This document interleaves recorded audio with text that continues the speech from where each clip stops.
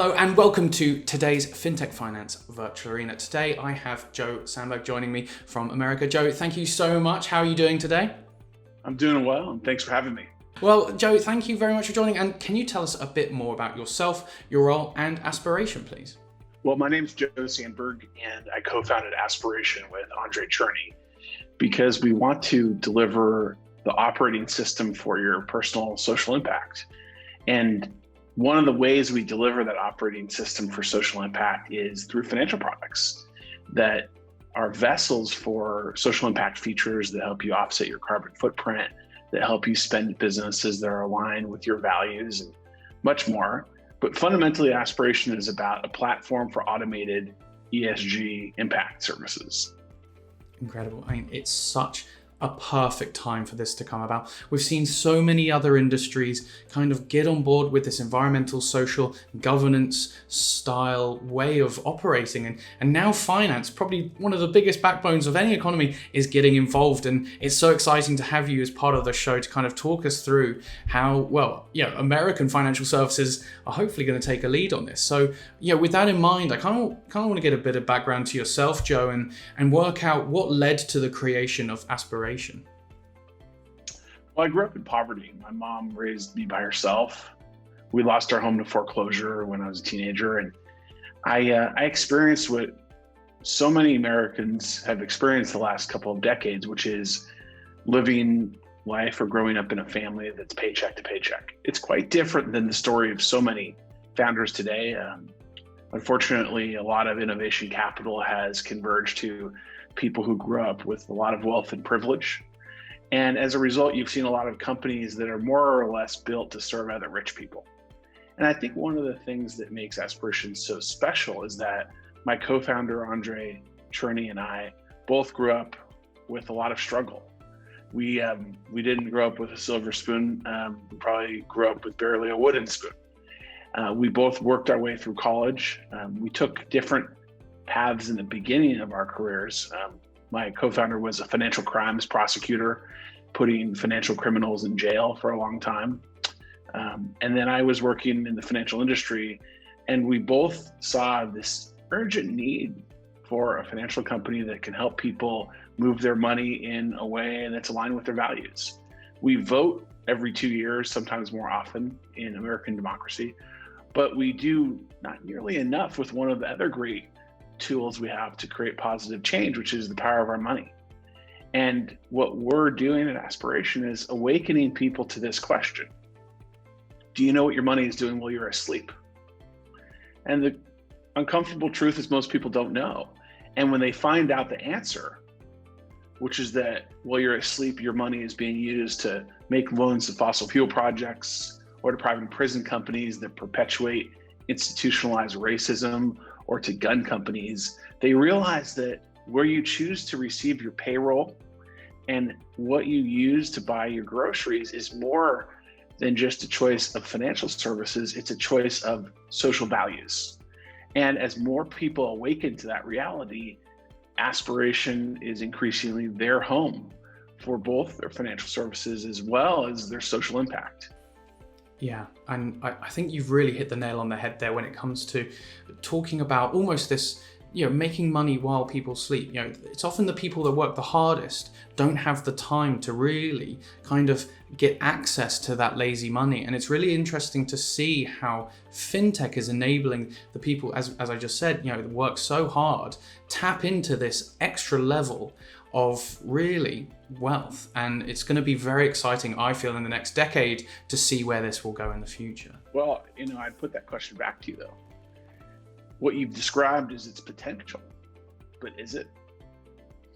Is it living up to its potential? Look under the hood at some of the most valuable companies, you'll see companies that are charging low-income Americans a third ATM fee on top of 2 other ATM fees.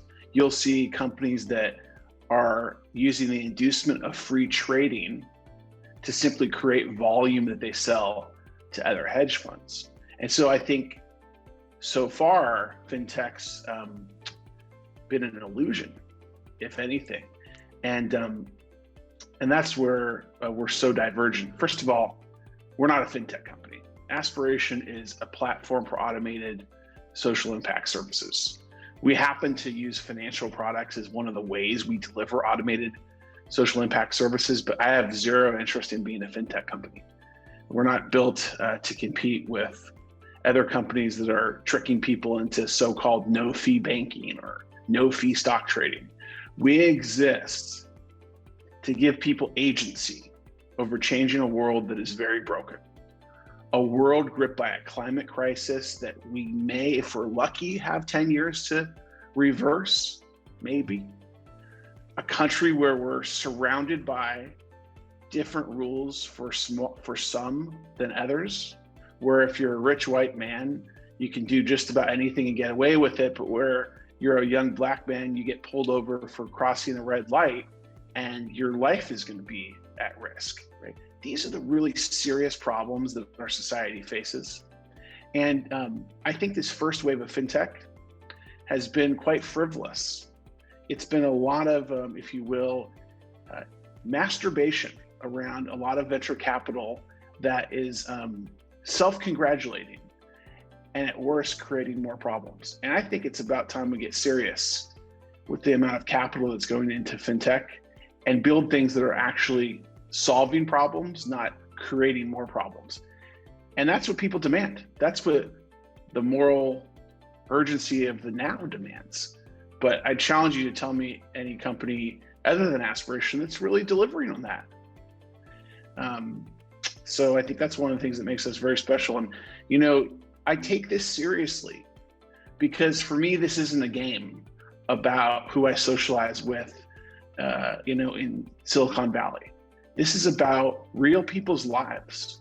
And when you screw it up, you ruin people's lives.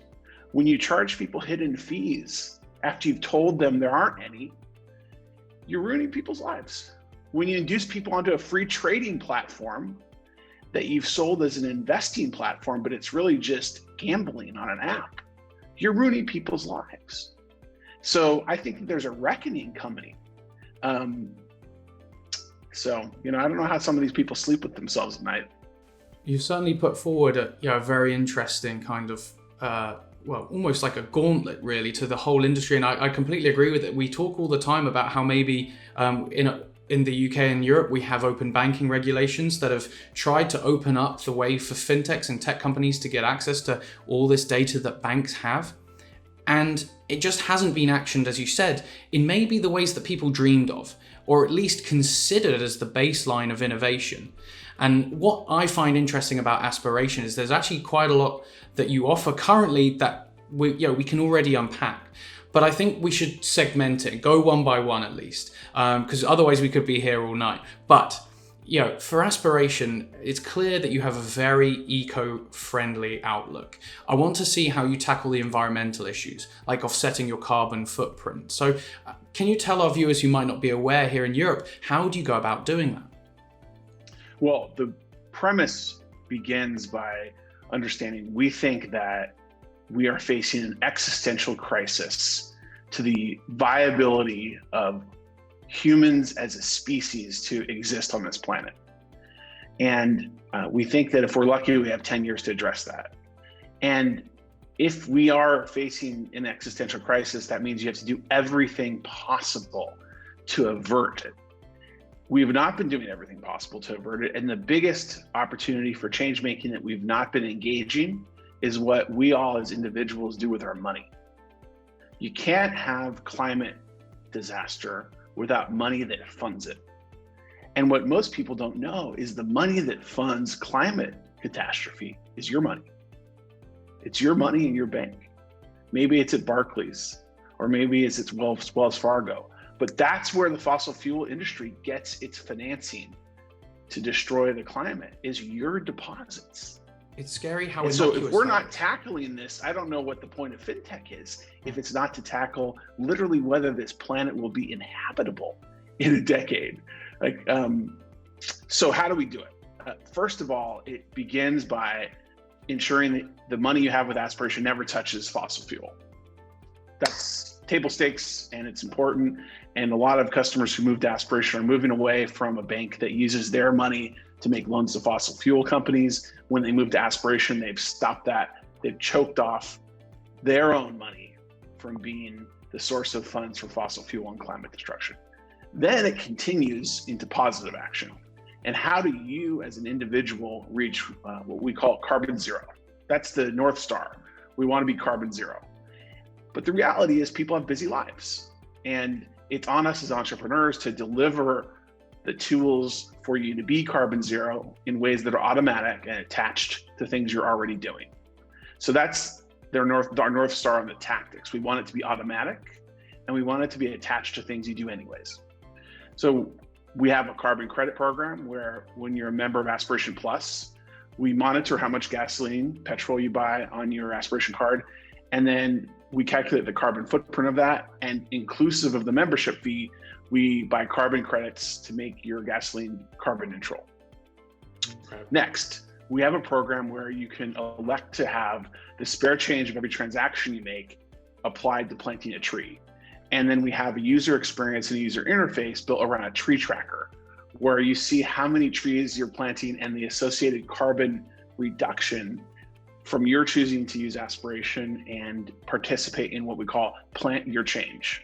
And you can go to plantyourchange.com if you want to learn more about that program in particular. And then third, we have a program called Aspiration Impact Measurement, which is like a personal Fitbit for your social impact. It's an algorithm that shows you a people score and a planet score for the places where you spend money on your Aspiration card. So imagine you go to the grocery store and you'll see in the Aspiration app a score for how that grocery store treats its workers and a score for how it treats the planet. And finally, we enable you to compare and contrast within different industries how merchants score for how they treat people and planet, so that you have the tools at your fingertips to choose merchants that are most aligned with your social values. We have more coming. I don't want to get too far ahead of what we've announced publicly, but we are launching a credit card. And that credit card will be special for its ability to make you totally carbon zero, not just your gasoline purchases, but all of your purchases. So as you can see, everything that we do is animated by this idea of delivering you in your hands automated impact that's attached to things you're already doing. I think that's absolutely critical, and the automation is really what's key here, because no one really has time to look at this. If you think of the microtransactions that people are creating on a day-to-day basis, people believe obviously in this environmental issue, they can't have the time to look at their microtransactions, and you're finding a way to kind of just effectively take that off their hands. Before we move on to our next question then, the everyday person, their carbon footprint's quite small. Now, Aspiration looks like you try and apply to as many working class people in America as possible. Are you looking to maybe offer up services to the middle and upper classes in America that typically have a much higher carbon footprint? Oh, absolutely. Our customer base is primarily middle income people and upper middle income people. We don't have a feature set that's built for low income people, because here's the truth that venture capitalists won't tell you. You need government to help low income people. And one of the failings in the United States over the last 2 decades is that we've relied on business to do everything. And there's a lot that business can do well, but there's a lot that it can't do well. And just because business can't do something doesn't mean it isn't an urgent problem that has to be addressed. And an example of that is the lie that fintech is told that it can serve low-income people profitably. And you're seeing that lie exposed with companies that are being exposed for having hidden fees when they said they had no hidden fees. The reality is, to serve low-income people, we need government action.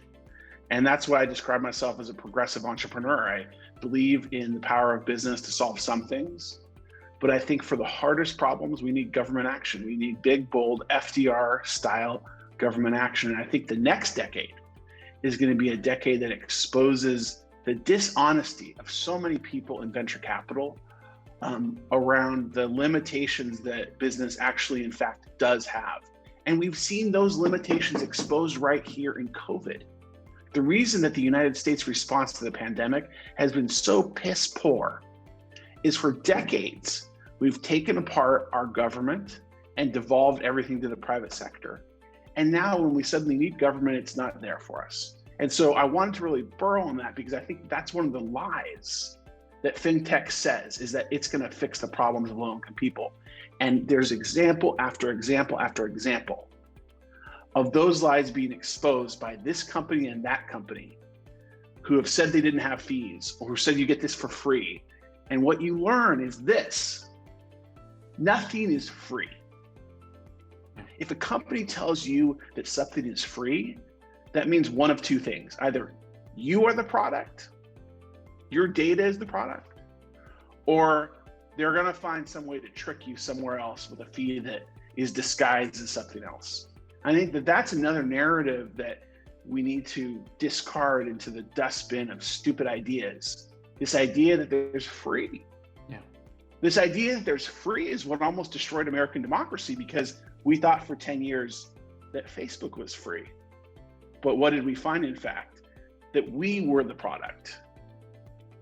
And I'm not going to name names, but you can see a lot of examples in American fintech where things were billed as free, and people are learning either that you were the product and your data is being sold to the big fellas on Wall Street, or there are in fact actually a lot of hidden fees despite the guise of no fees. It's interesting that, it really has become the new oil, effectively. If we look at the New Deal and FDR style politics, utilizing this new resource that's really going to power America into the next decade at least. With that in mind, then we have focused a lot on the environmental, but we've started touching on the social and governance side just then.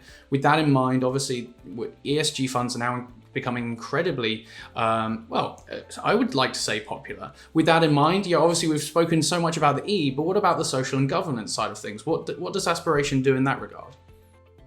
Well, first of all, we have to level set that you can't separate any of them. Sure.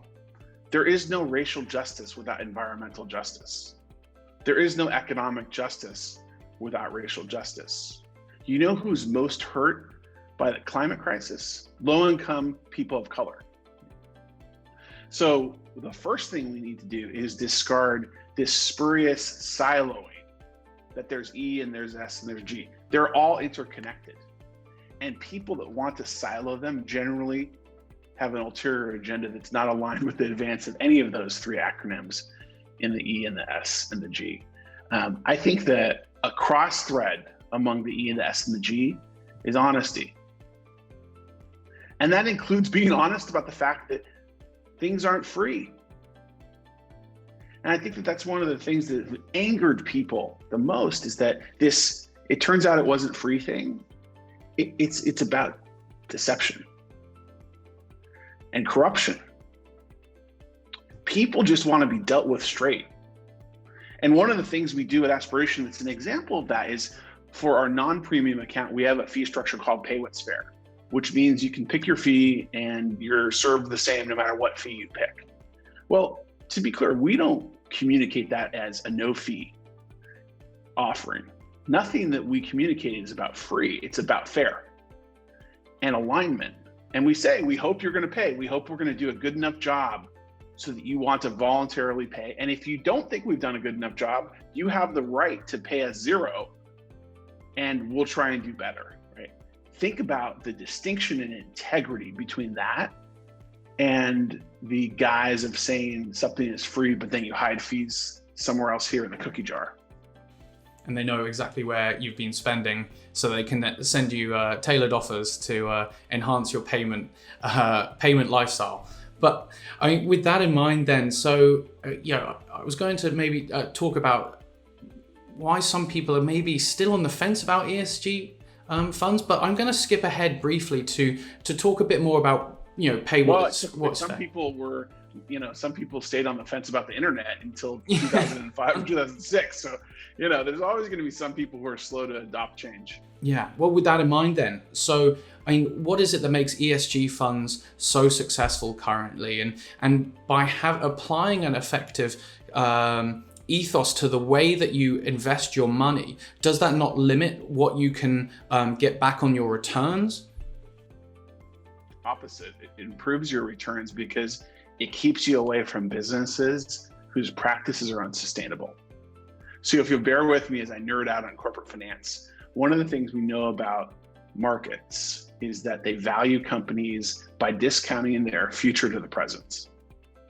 And the value of a company's future in the present is determined by a few factors, one of which is the future certainty of its prospective profitability. The future certainty.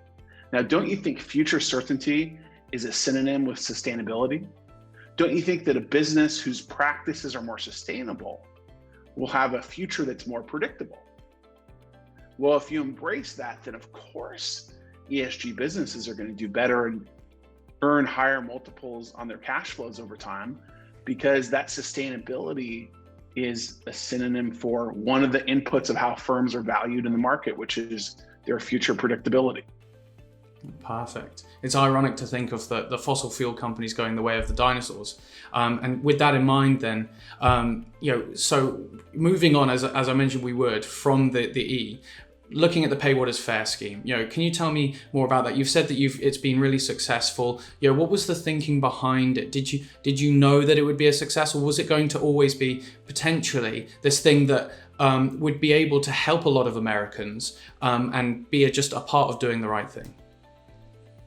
I knew it would always work. I was among a small number of people who knew it would always work. Most people thought we were crazy, but that's the story of innovation. I knew it would work because of my faith in God. And my faith in God informs me that people are drawn to truth and goodness. And when you engage people on the axis of good, they're more likely to reciprocate that kind of engagement. And when you're appealing to someone's basic trustworthiness by saying, we're going to serve you, and we're going to give you the power to pay us zero, but trust that you're going to do the right thing, you're bringing out the best in that person. Now, it's not going to work in every single case. There's definitely a small minority of customers who don't pay as part of Pay What's Fair. Just as in human nature, there's some people who are really good. Everyone else is kind of the gray in the middle, and there's some people who are really bad. Similarly, with Pay What's Fair, we have most everyone pays us a fair amount. Some people pay us a really generous amount, and some people pay us nothing. And that's exactly what I expected, because I think that participation in Pay What's Fair is aligned with human nature.